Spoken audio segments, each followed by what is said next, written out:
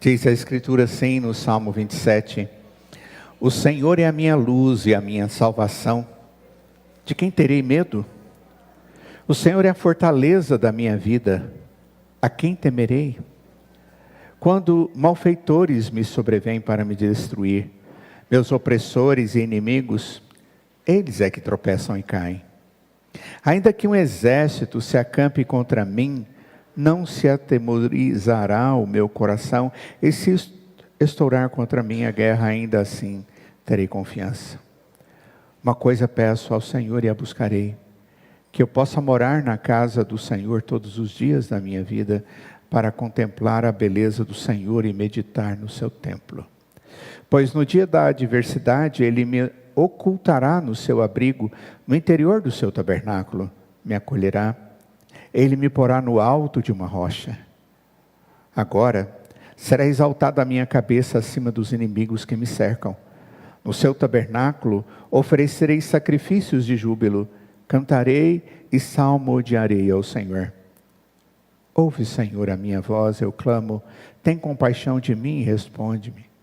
Ao meu coração me ocorre, busquem a minha presença. Buscarei, pois, Senhor, a tua presença. Não me escondas, Senhor, a tua face.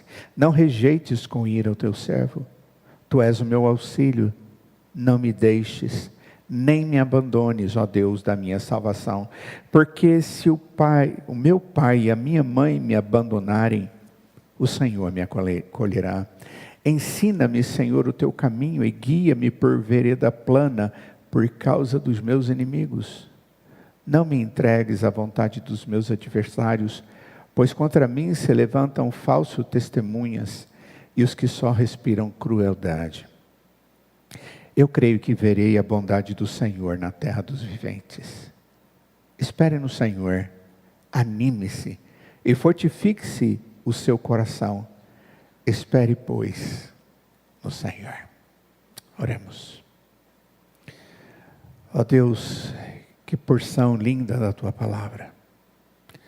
Tantas verdades, ó Deus, que o Senhor nos mostra ao lermos esse texto. E nós queremos pedir que, ao estudar a tua palavra agora, com teu Espírito, Senhor, esteja nos preparando e nos qualificando para entender. Abra o nosso coração para receber. Ó Deus, faça a tua obra nas nossas vidas.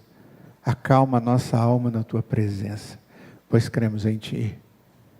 Ó Deus, em nome de Jesus, teu Filho amado, é que nós oramos agradecidos.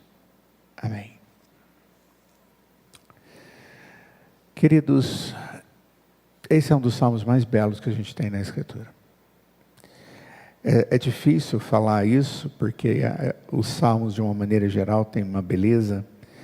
Mas esse salmo é o expressar do coração de um homem que, apesar de todas as experiências difíceis que ele teve, que ele ainda aguardava, ele tem uma esperança.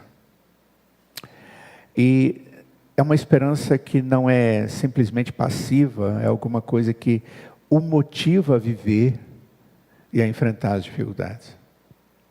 A tendência do nosso coração é, quando estamos com dificuldade, nós nos abatemos. A forma com que eu e você enxergamos a vida da gente define como nós esperamos Deus agir na vida da gente. Pode esperar, e eu também posso, e cada um de nós que cremos no Senhor, podemos esperar algo melhor do que simplesmente ser impaciente. Eu não gostaria que você se visse como aquela pessoa, por exemplo, impaciente na fila de um órgão público. Eu não sei se você já foi, e não são todos os órgãos públicos que são assim, mas tem uma fama, não tem? De um serviço meio arrastado. E quando você está numa fila, e a fila é grande, você diz: Senhor, a parte do dia foi embora. Eu me lembro a última vez que eu fui renovar um documento meu, e quando eu recebi a senha, era um número assim altíssimo. E eu falei: será? E eu fui ver, realmente era muita gente. Aquilo me deu impaciência. Aquilo gerou em mim uma sensação ruim. O que eu vou fazer aqui durante todo esse período? Eu creio que, em alguns momentos, nós somos tendidos a esperar na vida da gente, pelas promessas de Deus, de forma meio impaciente. Ai, não anda, essa fila não anda, a graça ainda demora um pouco a chegar, porque Deus está fazendo isso ou fazendo aquilo. Mas eu creio que a melhor espera que nós temos é aquela que a Escritura mostra um noivo ansioso pela entrada da noiva. Por algo que exulta dentro do seu coração, mas que faz ele disparar. E muitas vezes as noivas, elas demoram pra caramba para entrar. É a última. Isso porque quando começa muitas vezes com muito atraso. Mas não importa, eu sei que ela vem, nós planejamos tudo juntos, e agora a parte dela ela vai cumprir. Essa ansiedade é gostosa, é uma ansiedade que tem uma esperança verdadeira no final. O Salmo 27, ele ensina a esperarmos as coisas de Deus e o próprio Deus, como se fôssemos aqueles que ficam vigiando confiantes na fidelidade de Deus. É semelhante ao que nós lemos no Salmo 130. Eu vou ler para vocês no versos 5 e 6. O texto diz assim, o salmista Davi: aguardo o Senhor, a minha alma o aguarda, eu espero a sua palavra. Olha só, aguardo, espero. Eu aguardo no Senhor, eu espero na sua palavra. E aí vem o verso 6.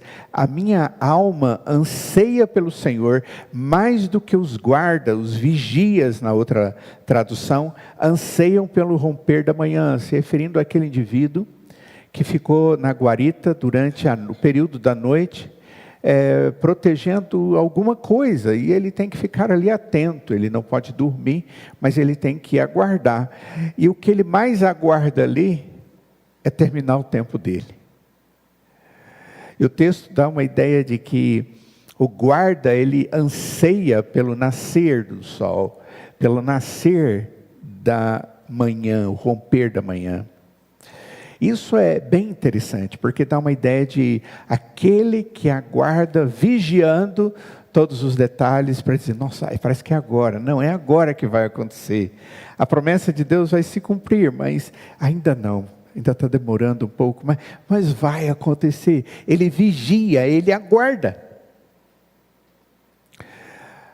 As duas palavras esperar e esperança, elas apontam para esse vigia que aguarda o amanhecer. É ser como um vigia, alguém que espera, não de qualquer forma, com esperança, porque ele sabe que amanhã vem. Aquele que faz anoitecer e amanhecer, vai fazer a coisa funcionar de novo. Aqui no Salmo 27, nós vemos Davi nos conduzindo a compreender como que nós devemos agir enquanto estamos esperando. Como eu devo reagir diante das circunstâncias antes das respostas finais. Antes do mostrar de Deus a respeito de tudo aquilo que Ele tem planejado para os momentos futuros que envolve aquilo que traz esperança, mas é um esperar longo. Boa parte das enfermidades emocionais, elas são causadas por situações que nós não dominamos, que nós temos expectativa de que se resolva. Nós oramos e pedimos a Deus, mas esse período de espera, ele muitas vezes não é algo que está baseado em uma esperança forte, verdadeira. Porque a esperança não está baseado no que eu creio, mas no que Deus é. Está baseado nas promessas de Deus, que pode tanto fazer a promessa, como levá-la a cabo. Como aquele pai que não fica deixando o filho passar necessidade, mas diz a Escritura que sabe cada uma das nossas necessidades. Mateus capítulo 6. Então, se torna uma esperança com confiança, ou uma confiança com esperança.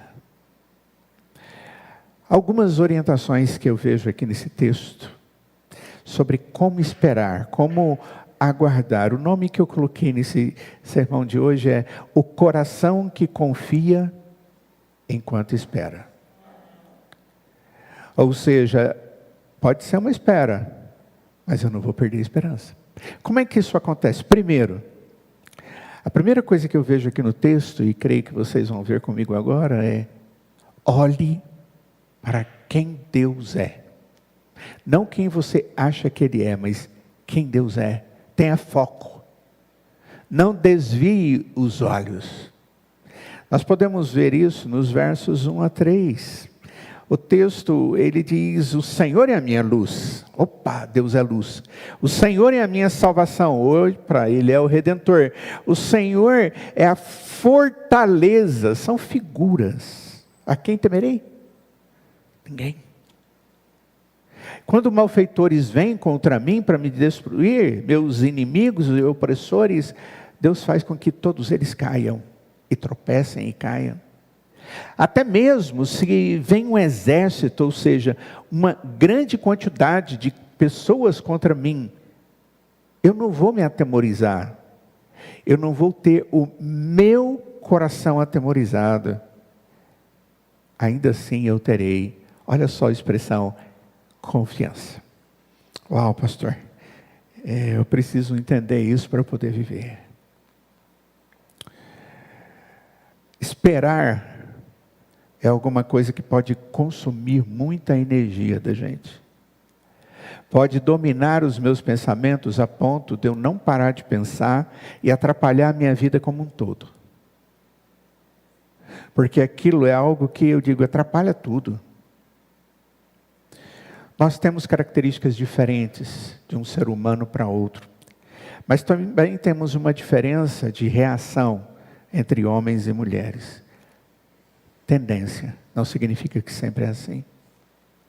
O homem é aquele que vai trabalhar, enfrenta as dificuldades, tem um debate, tem uma situação de que perdeu algo, tem outra de vitória, mas tem outra de que ainda não temos resposta, e ele chega em casa no final da tarde, no começo da noite, ele está cansado, aquelas coisas desgastaram, aí ele simplesmente arranca o sapato dos pés, ele vai tomar uma água fresquinha, se tiver um lanchinho, ele senta e come um lanchinho com um cafezinho.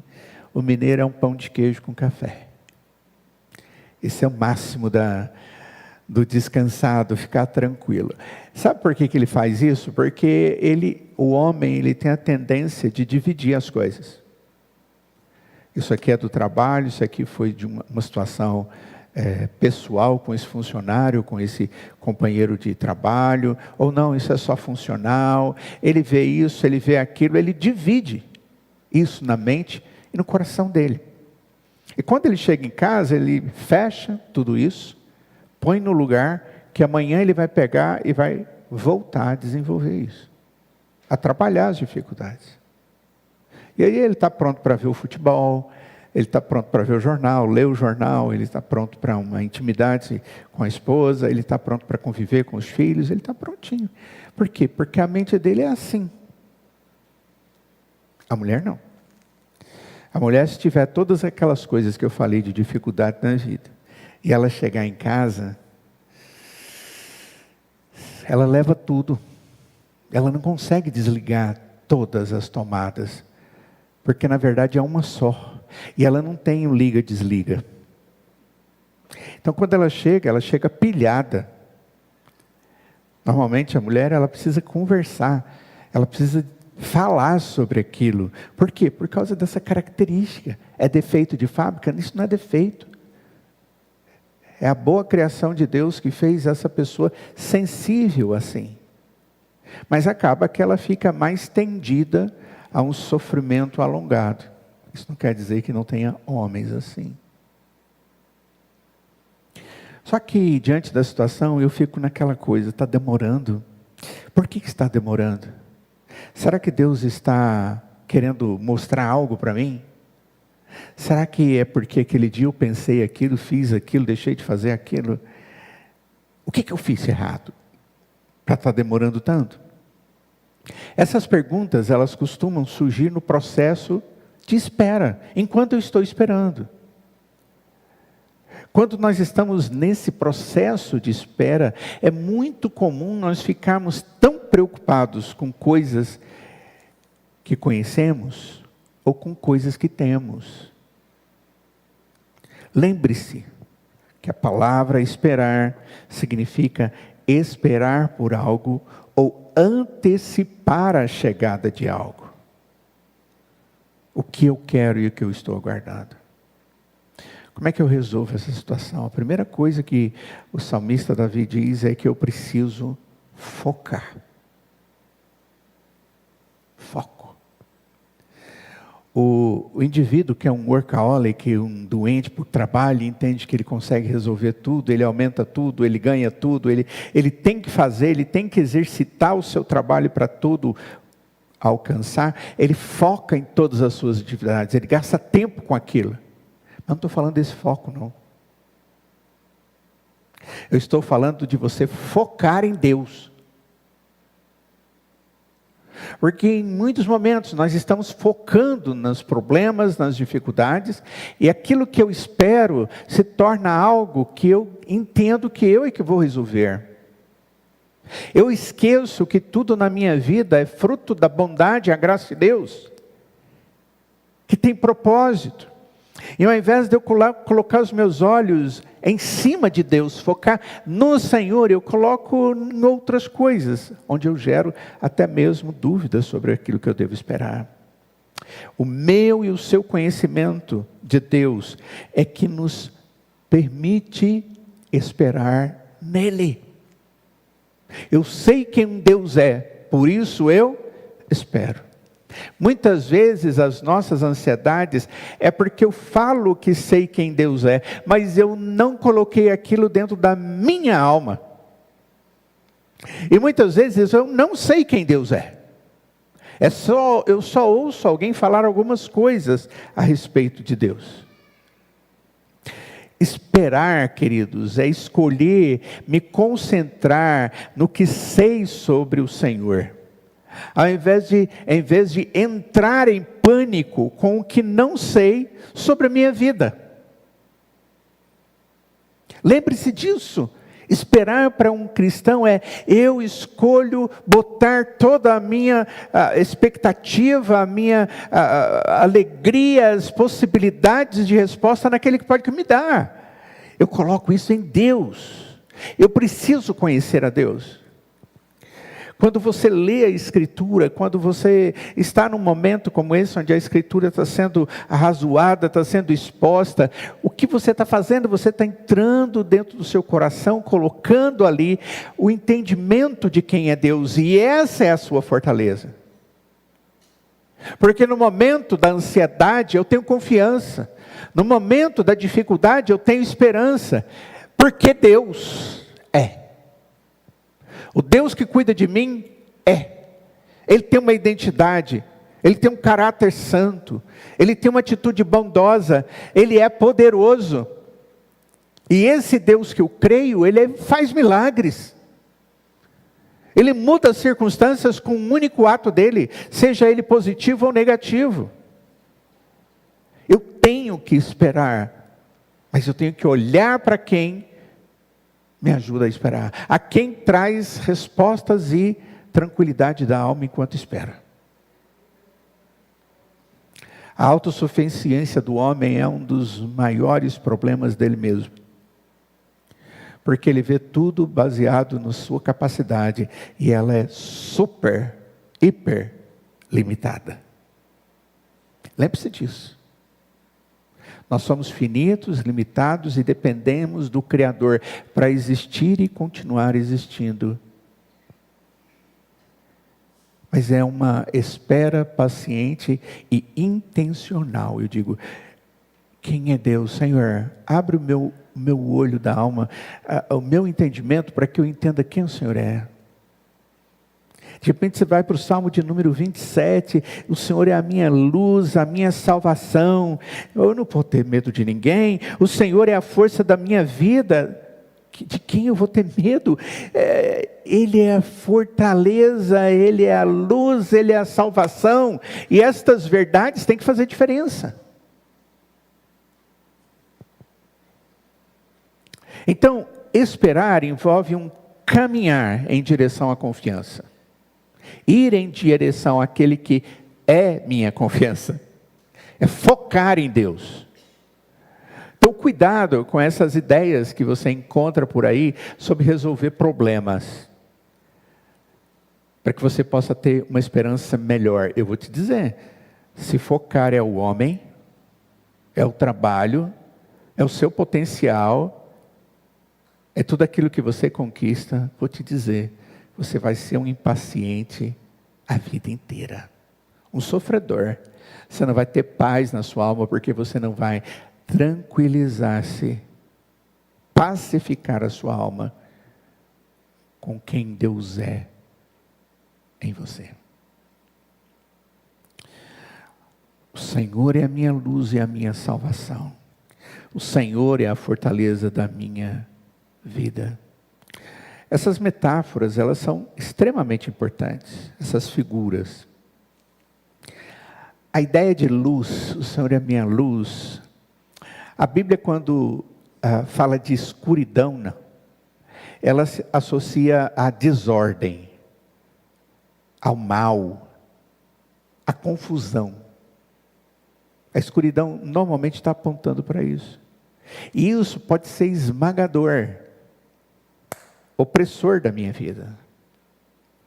Talvez você tenha descrito recentemente uma situação que você está passando, e você dizer, nossa, está tudo parecendo tão sombrio, está tudo na escuridão. Como é que nós podemos articular isso? Porque isso é assustador. Se você olhar para o versículo 1, você vai ver as palavras medo e temor. As duas palavras. De quem eu vou ter medo?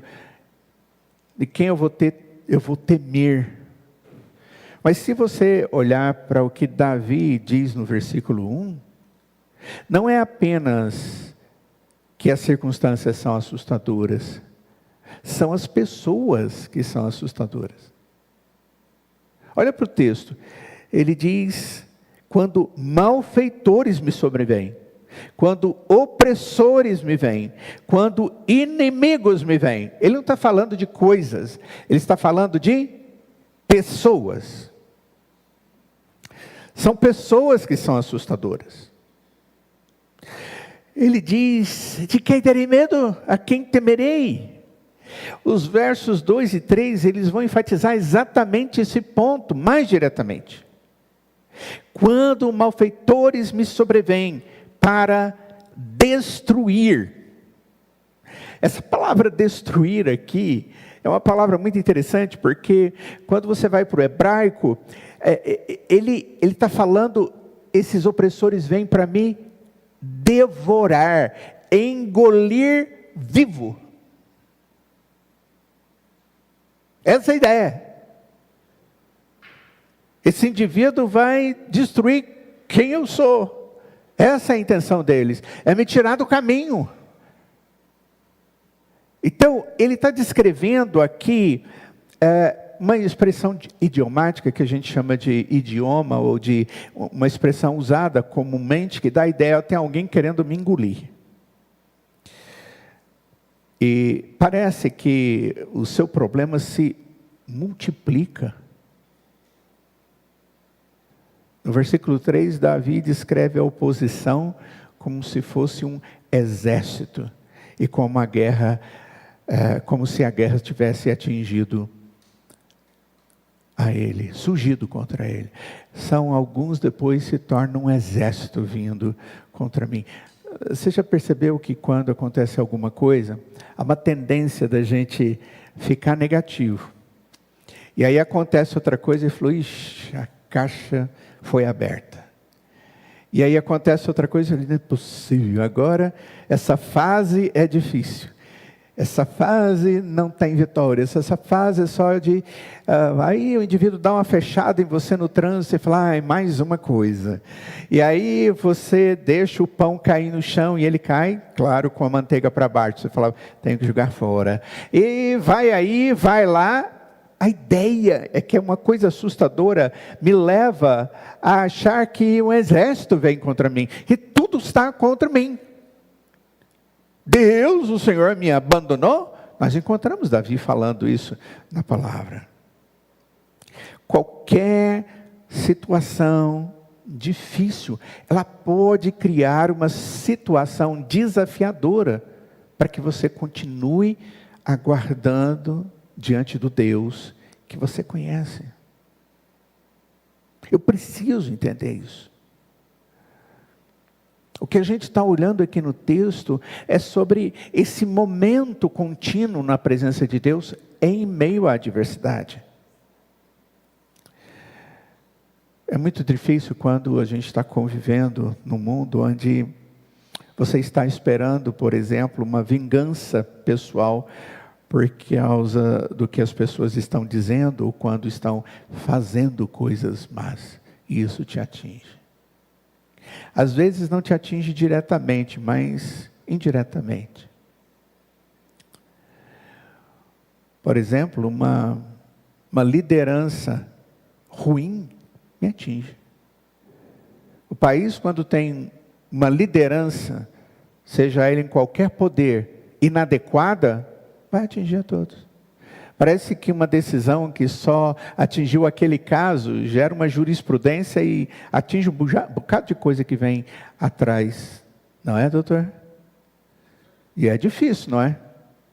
Quando vai julgar, você tem que julgar o momento e tem que julgar se isso pode se tornar uma jurisprudência. Vivemos nesse mundo, isso angustia. Davi, ele põe o seu foco para quem é o Senhor. Não é quem é o meu assustador, não é aquele que vem com vingança contra mim, não é aquele que está querendo me engolir vivo. Ele põe a sua esperança em quem Deus é, em vez de se concentrar nas circunstâncias difíceis, que são dolorosas, assustadoras. Ele dirige a sua atenção para quem é o Senhor, e essa é a primeira orientação que a gente vê aqui no texto. Quando Davi diz, o Senhor é a minha luz, isso não significa simplesmente que o Senhor providencia a luz. A ideia é que o Senhor é quem pode mudar tudo. A escuridão com a luz, ela é dissipada pela presença da luz, pela presença do Senhor. Está escuro, está difícil, você está assustado com essa situação, onde você não consegue ver bem. Deixa Deus entrar com a luz, Ele é a luz. E quando Ele entra, Ele dissipa. Ele simplesmente faz com que a escuridão seja apagada. Esse Deus e essa luz do Senhor está com Davi e deve estar conosco, principalmente quando nós estamos vivendo momentos obscuros. Mas eu vou fazer diferença entre saber que Deus é luz e saber que o Senhor é a minha luz. Eu posso saber que Deus é luz. Eu posso saber que Deus traz vitória, que Deus dissipa a escuridão. Ele me traz respostas. Eu posso saber tudo isso. Mas é totalmente diferente de dizer como Davi diz, o Senhor é a minha luz. Ele faz parte da minha vida. Quando eu digo, Ele é a nossa luz, ou a minha luz, ou Ele é a minha salvação, a nossa salvação, o que Ele está querendo dizer é que Ele está comprometido a nos guiar corretamente. Esse Deus não apenas nos mostra o pecado para nos salvar desse pecado. Ele mostra o pecado, mas Ele também me mostra como vencer o pecado. Ele é aquele que não apenas faz nos ver o ódio que Deus tem para o pecado, mas Ele também nos atrai ao amor dEle. E Ele, o próprio Deus, é aquele que retira o pecado e a maldição do pecado. Mas Ele tem que ser o meu. Não é simplesmente Deus é Salvador, Deus é luz, Deus é o meu Salvador, Deus é a minha luz, Deus é a minha fortaleza. Dizer que Deus é a minha salvação, aqui é outra maneira de dizer a mesma coisa, mas aqui ele está falando sobre libertação. Eu não tenho mais aquelas amarras que me prendiam e que eu não conseguia desamarrar. O pecado é amarra, as consequências do pecado me faz produzir mais pecado. Quando Deus vem, Ele me perdoa os pecados e Ele me livra desse poder que fica me mantendo ali, retido e angustiado. Pecado maltrata, as consequências do pecado nos destrói. O Deus verdadeiro, Ele é salvador do pecado da nossa vida e Ele nos liberta das cadeias do pecado, que eu não consigo vencer sozinho. Deus é capaz de dissipar as trevas e Ele pessoalmente é capaz de resgatar, salvar, pagar o preço pela minha vida e a sua vida. Oh Senhor, muito obrigado. Dizer que Deus é a fortaleza da minha vida, essa é uma imagem maravilhosa de refúgio e segurança. A ideia de fortaleza é aquele lugar que ninguém consegue entrar para destruir. Eu estou protegido. Quando enfrentamos insegurança física, emocional, nós podemos correr para o Senhor e Ele fecha o cerco. Ele fecha o cerco e Ele diz: aqui ninguém toca. E Ele já disse isso. A palavra de Deus diz que os anjos do Senhor acampam ao redor daqueles que o temem e o amam. Deus tem toda a providência necessária para nos proteger, por isso que vem a figura fortaleza. Você não está sozinho, Deus está com você, e lembre que Ele é o Deus Todo-Poderoso, e que nada pode vencer o seu poder. Essa é uma imagem que dá essa ideia de força.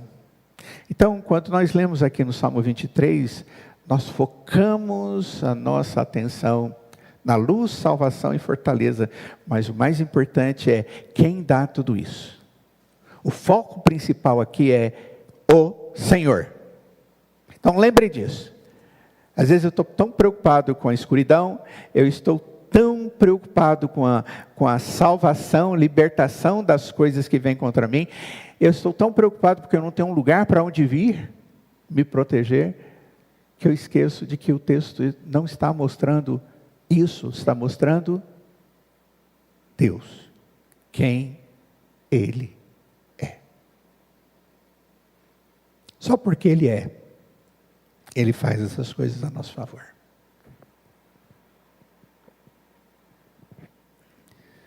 Sendo assim, queridos, quando estamos lutando para esperar, para aguardar, o caminho para a confiança começa com o que conhecemos, sabemos ser o verdadeiro Senhor, nosso Deus. Quando você estiver com medo, sobrecarregado, e que isso está gerando ansiedades e medos, frustrações e desespero, concentre-se em quem Deus é. Foco. Só que o foco é diferente do mundo. O foco é Deus. Eu poderia ler aqui uma enormidade de textos onde encontramos servos de Deus falando a respeito de quem Deus é e o que isso significa para a sua vida. Vocês se lembram do Salmo 18? verso 1, verso 2, diz assim, 18:2 de Salmo: o Senhor é a minha rocha, a minha fortaleza, o meu libertador, o meu Deus, o meu rochedo, em que me refugio, o meu escudo, a força da minha salvação, o meu alto refúgio. O que Deus produz tudo isso na vida do salmista. Porque Deus é quem Ele é meu libertador. Porque Ele é esse Deus, Ele é meu rochedo e meu refúgio. Porque Ele é a força da minha salvação, Ele é o meu escudo, Ele é o meu alto refúgio. Eu fico pensando, tem mais alguma coisa para eu falar a respeito de como Deus age a nosso favor? Certamente não. O salmo mais conhecido é o Salmo 23. E ele começa dizendo: o Senhor é meu pastor. O Salmo 34, no verso 18, diz: perto está o Senhor dos que têm o coração quebrantado. Ele salva os de espírito oprimido. Queridos, tudo que a Escritura nos mostra é o Senhor. Cuidado para você não querer só aquilo que Deus pode fazer. Queira, foque, olha, conheça o Senhor. E todas as suas necessidades serão supridas através desse Deus. Primeira coisa é foque. Eu não estou dando aula de coach, tá? Eu estou mostrando para vocês o que a Escritura mostra. Segundo, adore. Uma das tendências do coração da gente quando estamos com ansiedade, com dificuldades, é a gente trava as emoções. As nossas emoções, elas ficam corrompidas, limitadas. É aquele sorriso amarelinho. É aquela indisposição para fazer coisas que estão ligadas à alegria. Isso é natural no homem, no ser humano. Só que isso pode se tornar não natural. Do verso 4 ao verso 6, o que o autor vai nos mostrar é que quando estamos com dificuldade, eu tenho que pegar o meu coração e envolvê-lo na presença de Deus em adoração.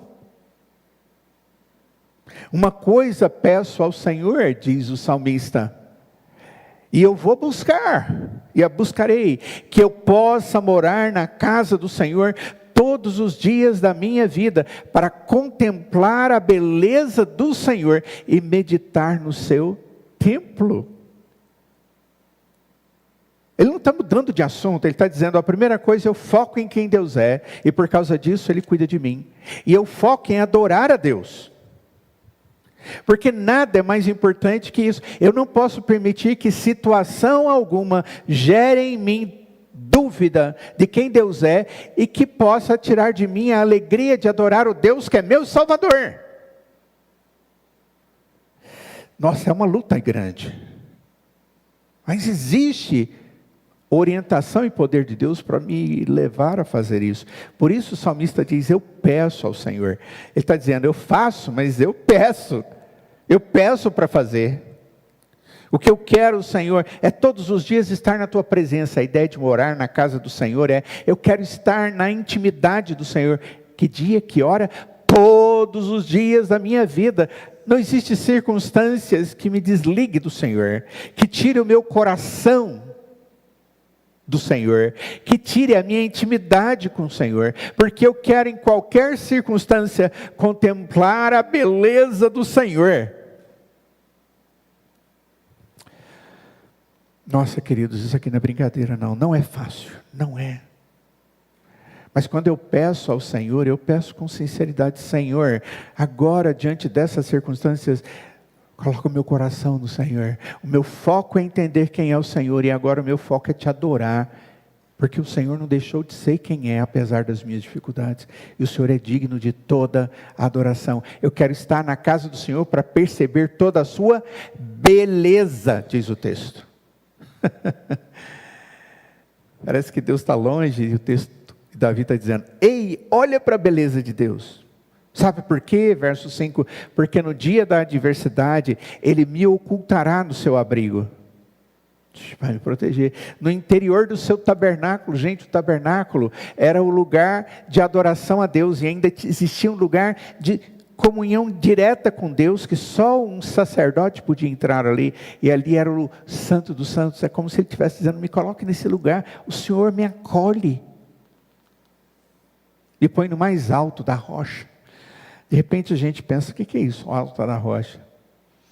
Naquele período bíblico, queridos, as cidades, elas não eram construídas em regiões baixas ou planas, por uma questão de segurança. Elas normalmente eram construídas em lugares altos, porque dá a ideia de que você pode se proteger melhor ali.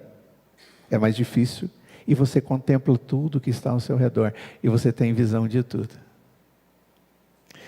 Eu tive a oportunidade de ver 2 sítios arqueológicos, um embaixo e outro em cima. Embaixo a gente via a cidade, os dutos, um lugar de festas, um estádio, tudo feito de pedra, aquela coisa. É mais recente, cidade mais embaixo. Aí lá em cima, um sítio de uma cidade extremamente antiga, que desceu. Quando Deus me leva para uma rocha no alto, Ele está me protegendo. E aí no verso 6 ele diz: agora, agora é agora, será exaltada a minha cabeça acima dos meus inimigos que me cercam. Eu vitória tenho no Senhor. No seu tabernáculo, no lugar de culto, eu vou oferecer sacrifícios de júbilo, de alegria. E eu vou cantar e vou salmodiar ao Senhor. Então, querido, quando você tiver com problemas, e eu e você temos bastante para resolver, não é falar Ele não existe. Ele existe sim, mas maior do que Ele é o Deus que eu creio. Ele é. E esse Deus, em qualquer circunstância, na minha vida, será adorado. Uau!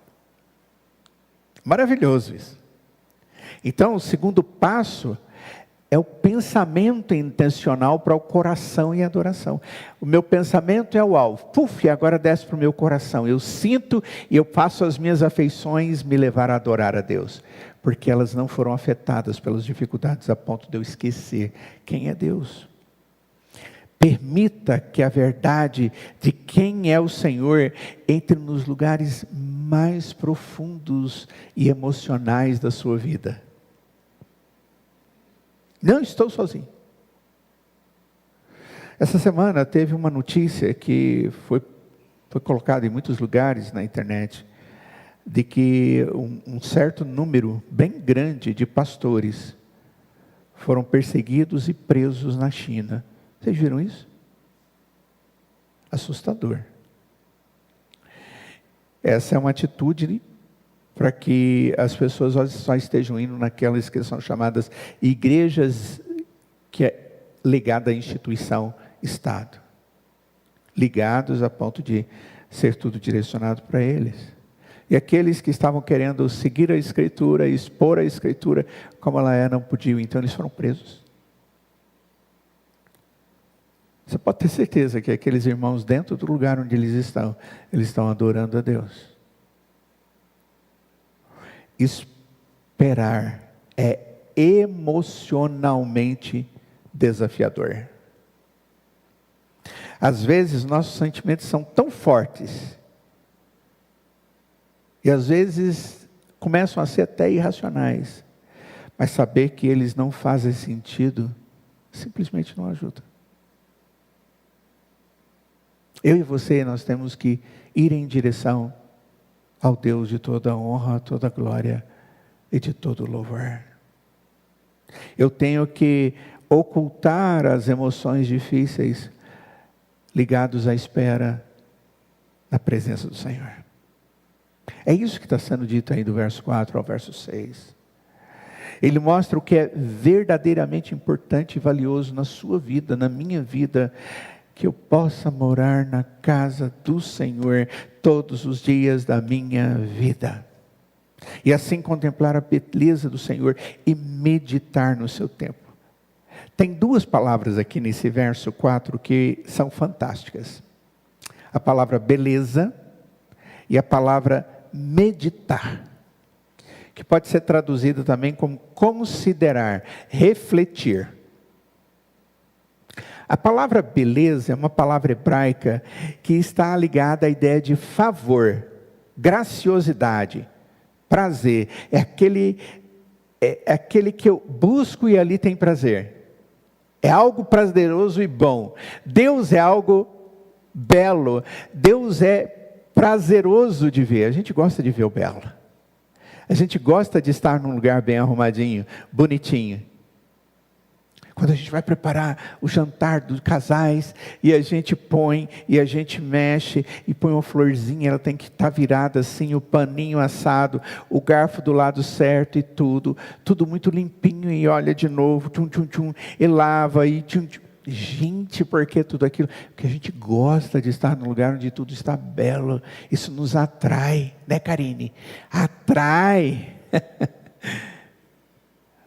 O belo torna tudo melhor. A verdadeira beleza está no Senhor. Quando eu olho para a cruz, o que eu vejo? Eu vejo o belo. A beleza do amor de Deus por mim, que faz o seu filho ter aquela morte cruenta, por amor a mim. A beleza de Deus é algo que vai além daquilo que nós chamamos de beleza. Ou você pode pensar nisso como glória. Olhar para a glória de Deus. A beleza de Deus, ela supera, substitui todo o resto. Eu adoro a Deus porque quando eu olho para Deus, Ele é maior do que qualquer problema que cause ansiedade em mim. Angústia na minha alma, porque Ele é maravilhoso e belo. A segunda palavra é meditar, a primeira beleza. A palavra meditar é considerar, como disse para vocês, refletir. Tem o sentido de um esforço intencional, você se esforça para examinar e buscar. Ele diz, eu vou para a casa do Senhor para examinar, para buscar, para ver, eu vou contemplar a sua beleza, e eu vou estar aos seus pés para ver o Senhor sendo e agindo o tempo inteiro. Eu não sei, mas nem sempre nós somos assim. Você coloca Deus em tudo na sua vida? Aí você pode dizer, coloco. Mas em tudo você tem lembrado do Senhor. Naquele momento familiar, você lembra que é o Senhor que te deu. Aquele momento em que você vai ao médico e diz, olha, está curado, é o Senhor que você lembra. Quando eu vou contemplar a beleza de Deus e vou sentar aos pés do Senhor, é aquele ambiente em que o meu coração está intimamente inclinado para adorar a Deus, porque eu reconheço Ele como superior, excelso, grandioso, e a mim como um servo que Ele cuida, como amigo e como pai. Ele cuida de mim. Onde e quando ocorre adoração em você? É uma boa pergunta, para você conversar consigo mesmo. Olha, a adoração na minha vida ocorre em tal situação. Tem gente que gosta de entrar no quarto, fechar a porta, a Escritura fala sobre isso, e ali orar, ali ler a Escritura, cantar louvores e estar na presença de Deus. Tem gente que gosta da natureza, tem gente que gosta de começar o dia na presença de Deus, porque ele busca momentos onde ele tem que ter essa intimidade, e ele tem necessidade de expressar a sua adoração. Se você não tem isso, ou não tem buscado isso na sua vida, você está perdendo a contemplação da beleza de Deus e das maravilhas do Senhor. Porque quando fazemos isso, é como se estivéssemos nos assentando aos pés de Cristo e olhando a sua beleza e a beleza dos seus atos a meu favor, quando todos os dias, eu e você, nós precisamos descobrir quais são os meios da graça de Deus em nossas vidas, que nos ajudam a adorar enquanto esperamos, enquanto as coisas ainda estão difíceis. E uma estratégia para não desperdiçar essa espera que você tem que passar, é saber o que o ajuda, o Senhor, e o adorar. Olha só o efeito emocional aqui em Davi, nesses versos 5 e 6. O que ele diz nos versos 5 e 6? Ele diz algo que ajuda bastante.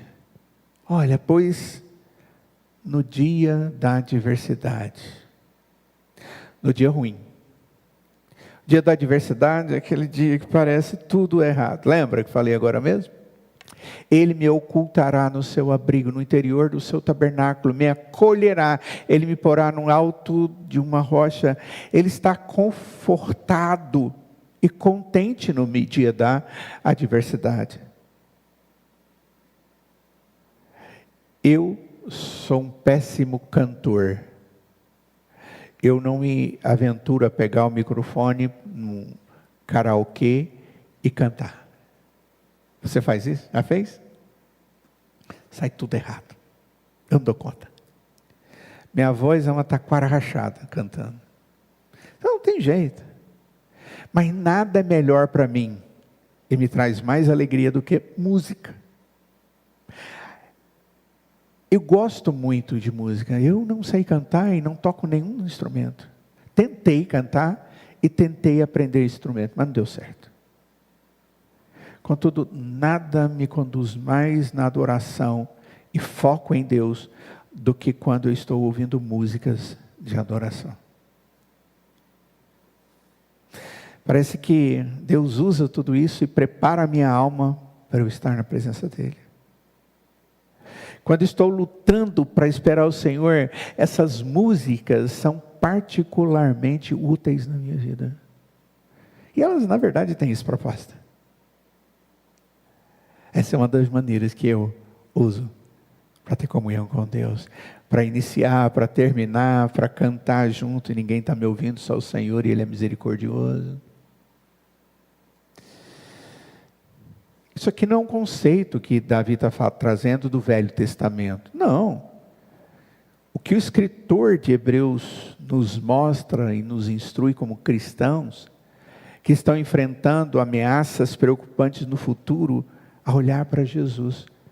Hebreus capítulo 12, verso 3. Nós estudamos ele domingo passado, diz a respeito de olhar para Jesus e considerar aquele que suportou dos pecadores tal hostilidade contra si mesmo, para que não se cansem nem desfaleçam. É exatamente esse o tema. Olha, quando vier gente contra você, os nossos problemas estão ligados mais às pessoas. Diz o texto, Jesus suportou os pecadores. Jesus suportou a hostilidade que houve contra ele. Por isso, vocês também não se cansem e nem desfaleçam e nem morram.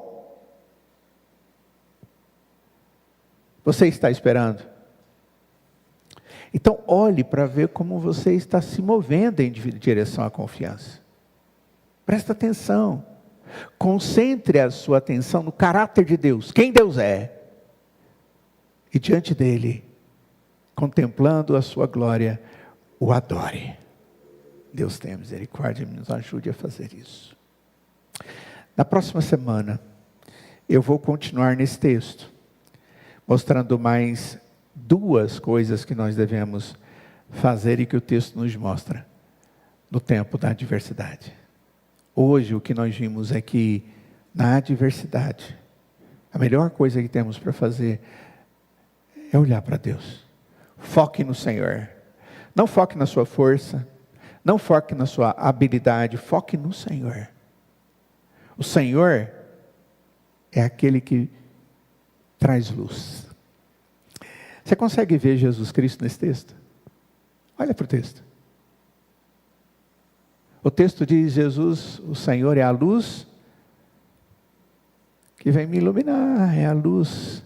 Tá, a luz. Jesus é a luz que veio nos dar salvação. João capítulo 8. Aí o texto diz: o Senhor é a minha salvação. Estudamos em Hebreus capítulo 7, verso 25, que diz que Jesus é a nossa salvação. Aí o texto diz sobre fortaleza. Aí você vai em Colossenses capítulo 3, verso 3, diz que Jesus é a nossa fortaleza. Na cruz, quando pai e mãe falharam e amigos fugiram, todo mundo deixou o Senhor Jesus. O Pai do céu o acolhe e o conduz à ressurreição. Nele nós aprendemos a orar e pedir para o Senhor: não me abandone. E ouvi o Senhor Jesus dizendo em Mateus capítulo 28, verso 20: estarei convosco até a consumação dos séculos. O Salmo de número 27 fala de uma esperança que se cumpre na face de Cristo. Quando eu tenho e creio nesse Cristo, eu estou recebendo de Deus tudo o que é necessário para que eu possa viver as dificuldades com esperança e confiança. Que Deus nos abençoe. Vamos ficar de pé e vamos orar. Ó Deus de toda graça e misericórdia, obrigado, Pai, porque quando o Senhor conduziu Davi a escrever esse texto e testemunhar as expectativas e as dificuldades que ele vivenciou na sua vida, e nos ensinar, ó Pai, que nós precisamos manter os olhos em Ti e que nada pode nos tirar a alegria de adorá-lo. Ó Deus, obrigado porque hoje nós entendemos isso. E eu peço que o Senhor continue a Tua obra no nosso coração. E que, na medida em que vivemos estas verdades, possamos não só ser tranquilizados pelo Senhor e contemplar alegremente aquilo que o Senhor tem reservado para nós no futuro. Haja na nossa vida, Senhor. Se há no nosso meio pessoas que estão ansiosas, ó Deus, demonstre a eles o seu amor e a sua graça. Fortaleça-os. Demonstre o teu poder sobre as suas vidas. Sê conosco, Pai. Te agradecemos em nome de Jesus. E nós imploramos que a graça do Senhor Jesus, que o amor de Deus o Pai, que a comunhão e consolação do Espírito Santo de Deus esteja sobre cada um de nós hoje e para todo sempre. Amém.